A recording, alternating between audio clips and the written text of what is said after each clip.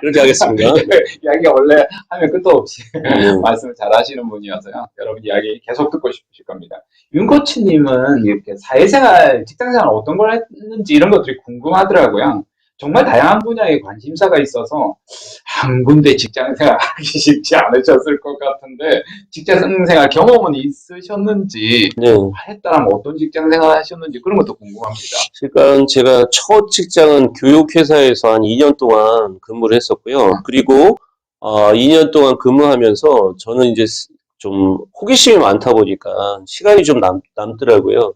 그래서 나름대로 그 당시에 이제 IT 붐이었어요. 2000년대 IT 붐이어서 직장 생활을 하면서 나름대로 내가 뭘 해보면 좋을까 하다가 2년 정도 이제 직장 생활 끝나고 하우라이팅이라는 사이트를 하나 이렇게 오픈을 했습니다. 그 당시만 해도 이제 뭐 그게 오픈하게 된 계기가 맨 처음엔 네띠앙이라는 곳에서 홈페이지를 하나 만들어서 자기소개서 쓰는 방법을 이렇게 알려줬어요. 근데 이제 트래픽이 많이 걸린 거예요. 그래서 이게 개인 홈페이지로 갖고 있는 것보다 이게 홈페이지를 하나 만들어서 이렇게 하는 게 좋겠다. 그리고 그때 이제 제가 좀 공부를 해가지고 그 IT 쪽에 그 자격증 중에 국가 자격증이 정보처리 기사 자격증이라는 게 있어요. 그래서 그 자격증을 이제 학원에 다니면서 같이 배웠는데 그때 배웠던 친구들하고 같이 창업을 해본 거예요. 같이 어차피 공부를 같이 했으니까 우리가 이거를 좀 하나 만들어 보자 뭐를 그래야지 우리 프로젝트도 생기고 하니까 그래서 프로젝트를 하면서 하우라이팅이라는 부분을 했었고 그때 이제 처음 이 사이트를 오픈해서 했는데 그 당시에 이런 사이트가 뭐 국내 최초다 보니까 거의 뭐 많은 분들이 또 찾아오기도 했었고 아는 분들도 많이 찾아와서 좀 어떤 식으로 운영하냐 부분들을 이야기했고 취업에 관련된 컨설팅 쪽으로 이렇게 하다가 이제 뭐 지금은 제가 요거를 매각하겠다는 사람들이 있어가지고 매각을 하게 됐어요. 그러니까 여기 매각하면 항상 돈을 얼마나 받았는지 매각을 하게 되고 조건이 근데 이제 매각하면서 조건이 뭐였냐면 이거를 좀 같이 운영을 좀 해줘야지 이 콘텐츠 가지고는 안 되니까 그래서 제가 이제 매각을 하게 되고 그때 이제 비즈폼이라는 회사에 들어가서 근무를 하게 됐어요. 그리고 고사니 뭐 이렇게 근무하면서 여러 선생님들하고도 또 같이 또 했었고 그 전에는 이제 또 회사들을 이제 다녔던 데는 뭐 결혼정보 회사에도 다녔었고 여러분들 결혼정보 회사에도 다니셨어요? 결혼정보 회사 다니면서 결혼했어요. 진짜요? 진짜? 예.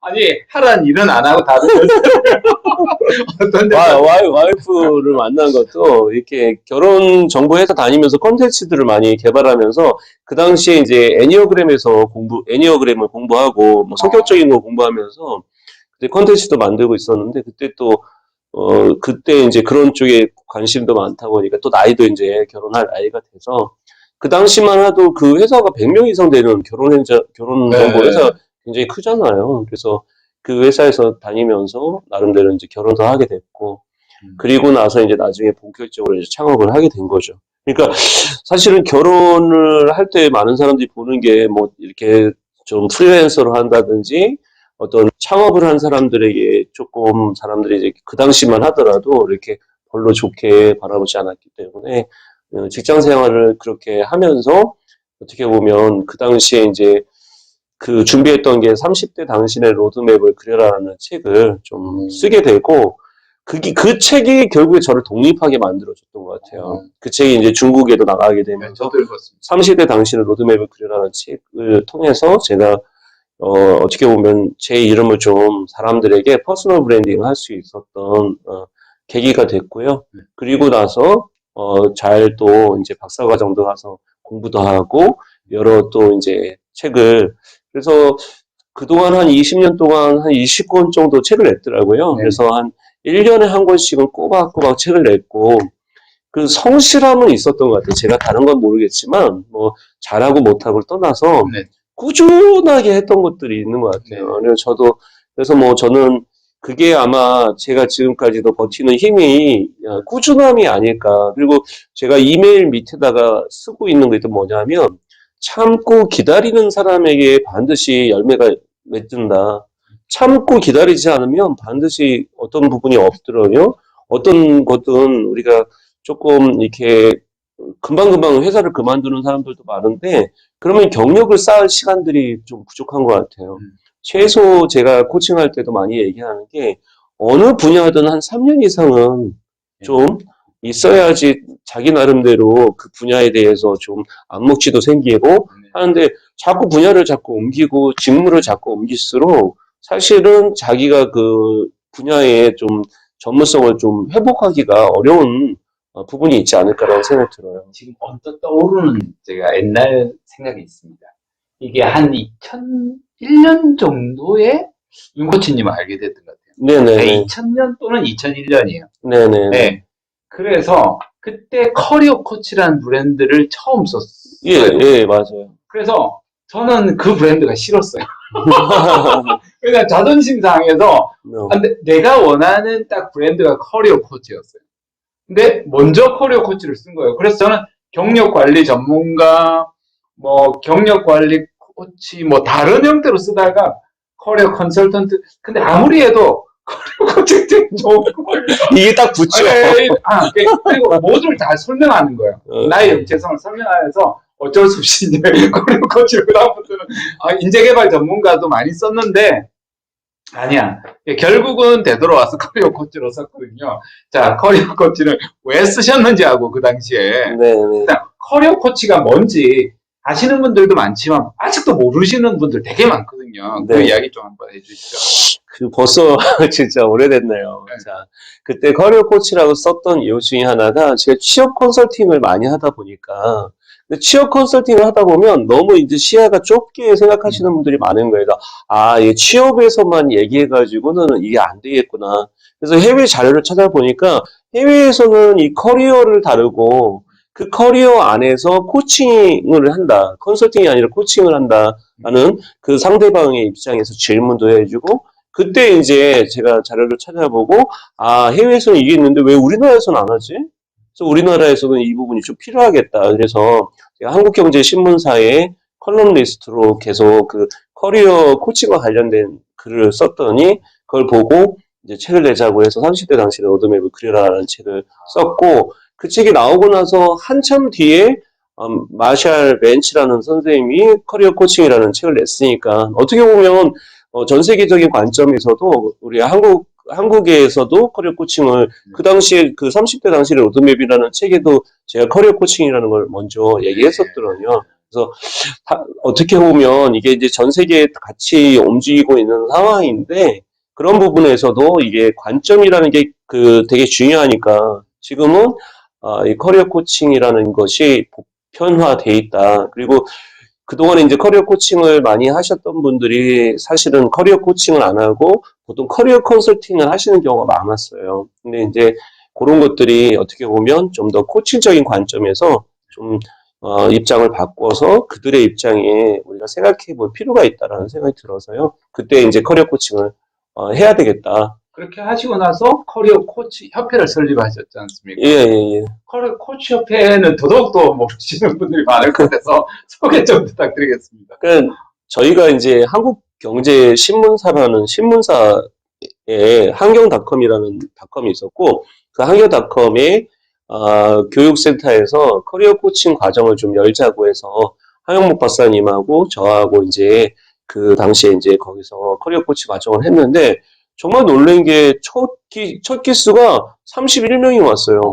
그리고 맥켄지 컨설턴트서부터 대기업에 계신 KT나 뭐 삼성 뭐 다 많은 분들이 오셔가지고 그걸 들으면서 너무 좋은 일이다 이게. 그래서 지금까지 사실은 계속 기수들을 하고 있고 근데 많은 분들이 이제 오해하실까봐 좀 말씀을 드리면 이 커리어 코칭을 하영국 박사님이나 우리 정재상 우리 부회장님하고 그리고 저하고 여러 번 이렇게 진행하면서 사실 이 커리어 코칭은 어떤 돈을 벌기 위해서 커리어 코칭을 했던 건 아니고요. 이 과정 안에 정말 이게 필요한데 많은 분들이 이 부분을 모르고 엉터리로 가는 경우도 많아서 좀 제대로 알려줄 필요가 있겠다 하는 어떤 이런 상황에서 저희가 저렴하게 진행을 해왔고요. 돈도 안 되죠. 이게 돈도 안 됩니다.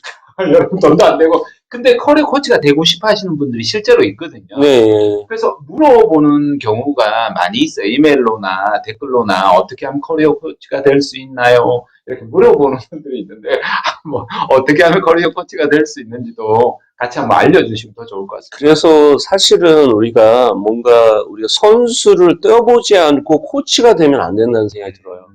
그러니까 저 같은 경우에도 사실은 제가 직장 생활도 해보고 사업도 해보고 그리고 이제 대학교 이제 뭐 겸임 교수, 초빙 교수도 해보고 여러 뭐 제가 평생 교육 원장도 했었어요. 한 2년 정도 했었는데 그게 이런 것들을 여러 번을 하다 보니까 다양한 암묵지로 생긴 경험들이 있다 보니까 책도 뭐 20권 이상 내면서 이런 경험들이 쌓이는 거거든요. 근데 제가 커리어 코칭으로 이제 이렇게 인터뷰하는 친구들도 있으니까 물어보면 그냥 자격증만 따면 커리어 코칭이 되는 줄 아세요.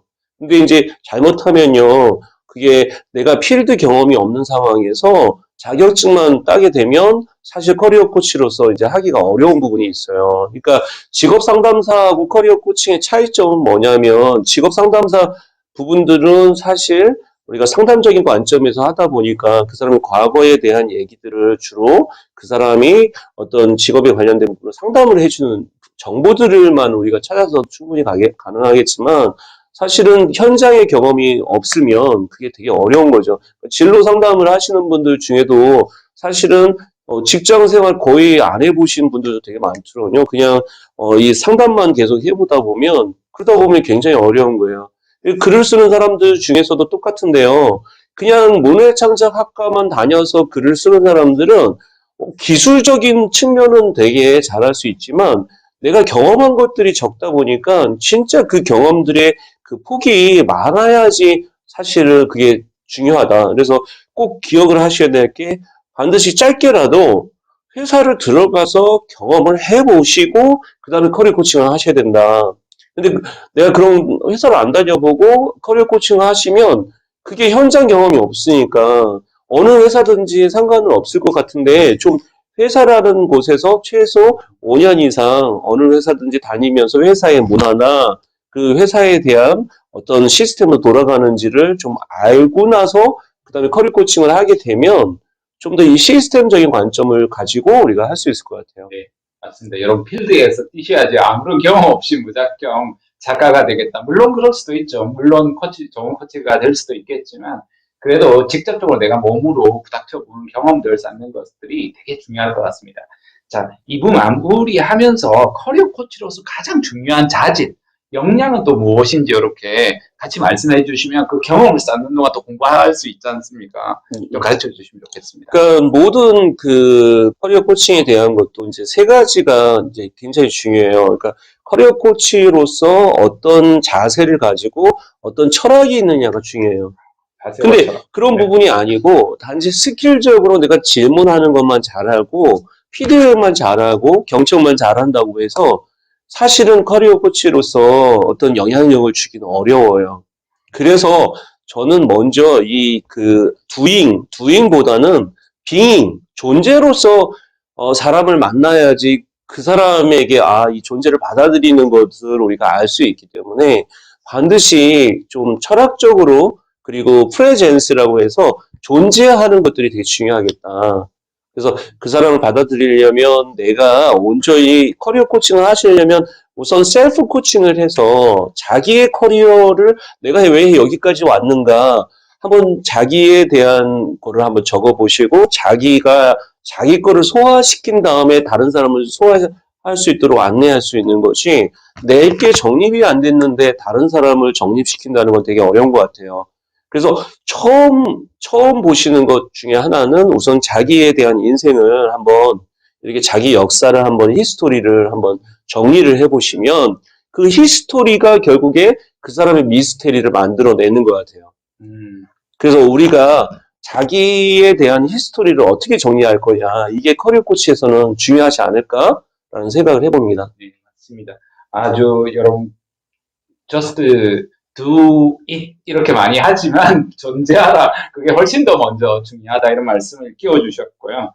무엇보다도 가장 저도 이제 느꼈던 것 중에 하나가 셀프 커리어 코칭이에요. 커리어 코치인데 자기 커리어조차도 관리하지 못한다라면 어떻게 내담자들 만나고 학생들 상담할 수 있겠습니까? 그러니까 자기의 셀프 코칭을 하면서 저 역시도 좋아졌기 때문에 먼저 그럼 꼭 먹고 알 먹고 아닙니까? 여러분 커리어에서 성장도 일어나고 또 다른 사람에게도 좋은 영향력을 줄 수 있을 것 같습니다. 여기에서 마무리하겠습니다. 여러분 모두 안녕! 안녕.